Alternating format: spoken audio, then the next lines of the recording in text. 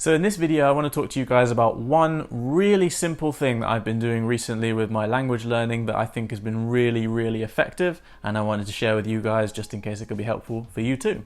And this one simple thing is tracking. Specifically, tracking the amount of hours that I'm spending actively engaged in learning or immersing myself in the language. So you might feel like this is something that's like really simple and a bit too obvious almost, but it's something that definitely shouldn't be overlooked, and I'm going to talk a little bit about why at the end of the video. So I think there are two main reasons why tracking my language learning hours has been really effective for me.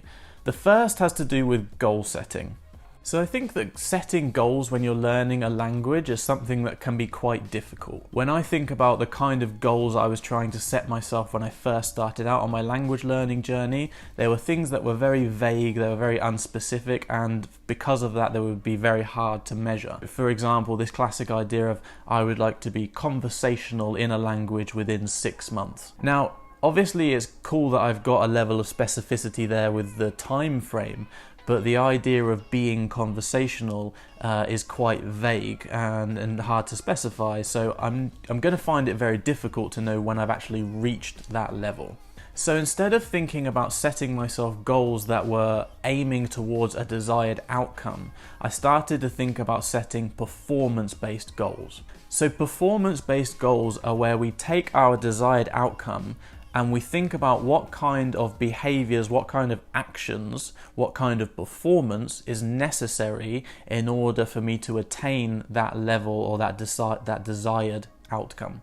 So right now, for example, I've set myself the challenge of studying 400 hours of Spanish, or I should say being immersed in the language for 400 hours over 6 months. And so what's the difference? When I have a goal of becoming conversational in 6 months and I just have this one vague target, it's very hard for me to know if I'm making progress. When I'm focusing on the behaviors necessary to achieve a certain goal, i.e. time invested, I know that I'm on the right track because I'm spending the amount of time each day that I need to. I'm spending the amount of time specified, and I know that when I reach the end of my time period, in my example 6 months, I'm going to have amassed at least those 400 hours that I've said to myself.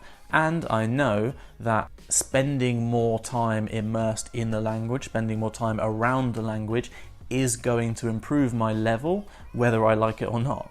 Another good reason for thinking about setting goals in this way is it's a much better way to keep you motivated while you're on this journey.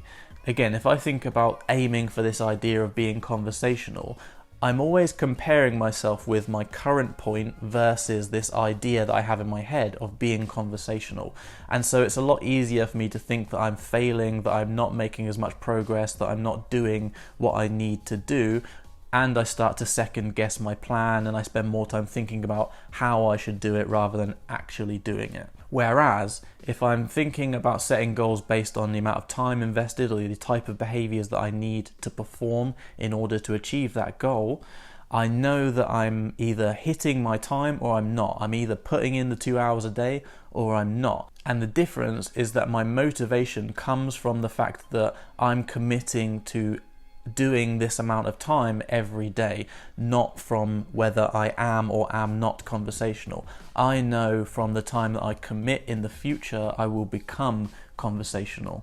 So it's a lot easier to keep myself motivated. The second main idea with tracking is awareness. So when you start to track the amount of time that you're actually investing and committing to studying, obviously you start to become a lot more aware of how much time you are actually spending in the language. In my case, I actually found that once I started to track my hours and set myself this goal of an amount of time invested studying the language, I actually was doing a lot more. So I've said to myself that I'm going to do 2.25 hours each day, and actually right now I'm averaging just under 3 hours. And I really do feel like that's come from just my awareness of exactly what I'm doing. It's almost like a game with myself. Aside from that, having a specific document or a notepad or whatever it is, an actual thing that you're using to track your time, is a really good way of kind of holding yourself accountable. It's very easy to think that you don't need something this simple and this obvious to kind of keep you on track, But I think that that's an easy mistake to fall into, and that it is a mistake. And so when I was thinking about doing this video and planning it all out, I was thinking about this point exactly, that this is the kind of idea that's so simple and so obvious that it's almost too easy just to write off as being too simple and too obvious, and thus not worth it. The thing with tracking is it's not about writing down the hours, it's not about ticking a box. It's about committing to consistent excellency. I think that tracking my hours has helped me to take a step towards taking this whole journey of language learning more seriously, but also reminding me that I need to be grounded in the foundational ideas of improvement, skill development, or whatever in general, which is when you spend time doing things, you will get better at it. So yeah, I suppose those are my kind of thoughts about tracking and how that's been affecting and helping my language learning so far. But as usual, I'm always excited to hear about you guys and your guys' experience and your journey.